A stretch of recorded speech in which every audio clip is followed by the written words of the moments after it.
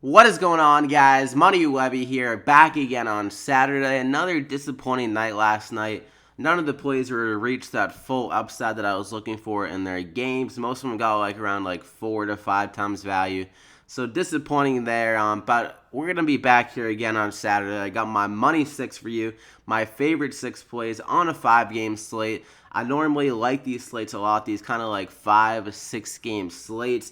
Easier to kind of narrow down who you're looking at, and then so you don't have to have one of those guys that you want to go but you don't end up going, then he goes off and it bites you in the ass. But like I said, it should be a good one, so drop a like on the video before we get going. It really helps me out to get these videos to you guys, and subscribe if you haven't already. We're currently 9 subscribers away until 4,000 subscribers. So if we hit 4,000 by the end of the day, I'll be able to host that tournament for you guys. Maybe I'll do it on Monday when we have a nice full game slate. So definitely subscribe if you haven't to get that giveaway going for that tournament. But let's just get into it. I'm going to go with James Harden. He let me down a lot last game, shooting 4 for 20, but that's the worst he could possibly do in one of these games. Let's try to see. The last time he had that bad of a shooting performance was that 33% against Boston. Bounced back very nicely. Against OKC was 60%. So normally it seems like he bounces back pretty well when he shoots poorly in these games. So hopefully he bounces back against New Orleans, and he's done very well against them with the DraftKings scoring this year. The shooting hasn't been great against them, but he's still averaging 60 DraftKings points per game. Without Chris Paul, he definitely has that upside with the more rebounds and assists for his total. So New Orleans and Houston should be probably the highest scoring game on the slate if I had to guess. And I think that James Harden is just in too good of a spot to avoid him with that usage bump without Chris Paul. And yeah, so I think he'll bounce back nicely here. 60 plus DraftKings points, lock him in there. For my second guy, Devin Booker, currently questionable, but I'm going to assume in this video that he plays against Orlando. But if he doesn't play, similar to yesterday, we did the same thing. Just pivot to Josh Jackson, I would say, at the moment, because both of them are in a great spot against Orlando. But Devin Booker, if he does give it a go against Orlando, it's a great spot for him. And the last time he played on the same day last year, he dropped 70 points. So extra little motivation for him to get on the court. And he was going through warm-ups before the game, so he's very close to getting out there. So I think he definitely could get out there and play against Orlando. Not much more to say. 7,800. He'll be the focal point of their offense, shooting a lot of shots against Orlando, and it should be a high-paced game. So lock him in there. But like I said, if he is out, go to Josh Jackson. I mean, the game's at 7 p.m., so we'll definitely get word on if he's playing or not before lock. But both those guys are in great spots, especially if one of the other is out, because they'll get that usage bump. But for my third guy, Aaron Gordon, that same game, I'll really be targeting this Orlando-Phoenix game. I think there's a lot of value to be had. But Aaron Gordon, disappointing night last game against Phoenix. That's a really tough matchup. I mean, against Philly, that's a really tough matchup, though. He shot 4 for 15 against them, but this is a much easier matchup. Probably the best matchup you can ask for as a power forward is going against Phoenix.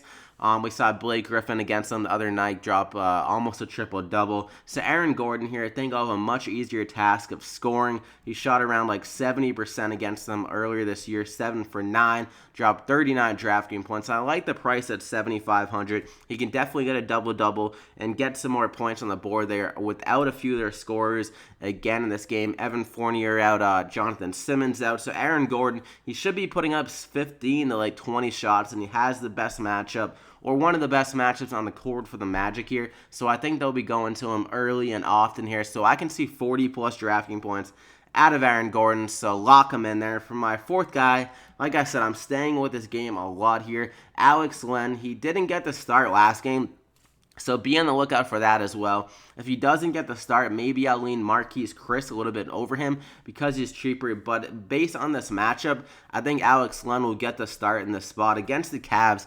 You can definitely go small ball against them because their two starting power forward centers are power forwards. They got Larry Nance and Kevin Love down there, so it was much easier for them to go with Marquise Chris. But in this matchup against Orlando, when you have Aaron Gordon and Nikolai Vucevic down there, I think you got to start Alex Len. So I'm assuming that he starts.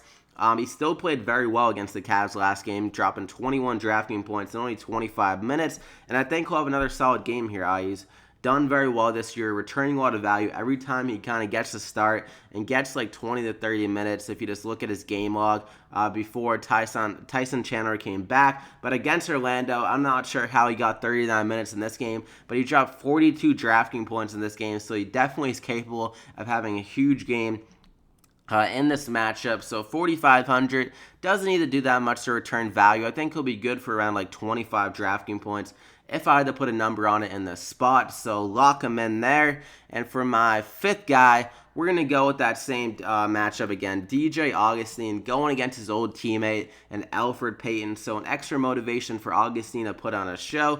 Another guy that struggled last game against Philly. I think he'll bounce back here. Against Phoenix, like I said, Elfrid Payton, one of the worst defending point guards in the league. And I mentioned with Aaron Gordon, they have a couple other offensive weapons out. So DJ Augustine should be able to see a few more minutes with Shelvin Mack kind of running that shooting guard role because he's the backup point guard. Maybe he'll see less minutes at the point guard, and DJ Augustine will be on the court a little bit more. He was getting 30-plus minutes in all these games before that blowout against Philly, and he's doing pretty well with 27, 26, 47 those last three games. So I think he can carry on those performances in a very juicy matchup against Phoenix here. Elfrid Payton, like I mentioned. DJ Augustine, he should do the business on him, so lock him in there. So that's the top five. You got James Harden, Devin Booker, Aaron Gordon, Alex Len, and DJ Augustine, but definitely keep a lookout on that Devin Booker news. 7 p.m. though, that game is starting, so we should definitely get word on that. If Booker is out, I'll say it again, pivot to Josh Jackson. But for my lottery pick of the night, the Dollar Tree play, Joe Johnson is definitely a guy I'm very intrigued at 3,800. Mbah Moute is going to be out for this game tonight, and also Chris Paul is doubtful. Guessing he doesn't play here against New Orleans. So Joe Johnson, the last game, it did go to overtime, but he got those minutes from Mbah Moute. And against New Orleans, they could go a little bit more small ball with Anthony Davis at the center position. So I think Joe Johnson could get around 25 minutes again in the spot. And it's definitely a good matchup against New Orleans. They do struggle a decent amount against small forwards, so he should get a good amount of looks. Wasn't able to hit that many last game against Detroit, 4 for 11 from the field. But I think he can bounce back here, hit a few more shots, and get around 20-plus drafting points in this matchup. The minutes are just too good to turn up against New Orleans in a high-scoring game. So Joe Johnson, 3,800, lock him in there. But like I mentioned before, if Devin Booker is out for tonight, another guy I'm definitely considering is going to be Troy Daniels here. He's been playing very well with Devin Booker's sideline these last couple of games. Looking at the game log, around 30 minutes per game, getting high usage shots. Like he's shot 16 shots last night against the Cavs, 9, 12, and he's hitting some threes. So he's definitely filling that Devin Booker role very well. 31, 23, and 28 drafting points, returning great value the last three games. So if Devin Booker is out, he should be seeing a very similar workload and able to hit some shots. He's definitely a dead-eye shooter. So against Orlando here, like I said, Devin Booker out. Troy Daniels is definitely another value guy you can throw into your lineups. But that is it, guys. Drop a like in the video if you enjoyed it. Got anything out of value here. Hopefully we bounce back nicely on this 6-game slate. If James Harden is cooking, we'll be cooking as well here tonight. So wish you guys the best of luck on this slate. Subscribe if you haven't already. Like I said, 9 subscribers away until that giveaway where I'll be hosting the tournament. Trying to give back to you guys as much as I can for all the support. So keep it locked here, Money Mob. Wish you guys the best of luck, and we'll see you back here again tomorrow. Follow me on Twitter at MoneyWebby for any updates on these. Good luck. We'll see you again tomorrow.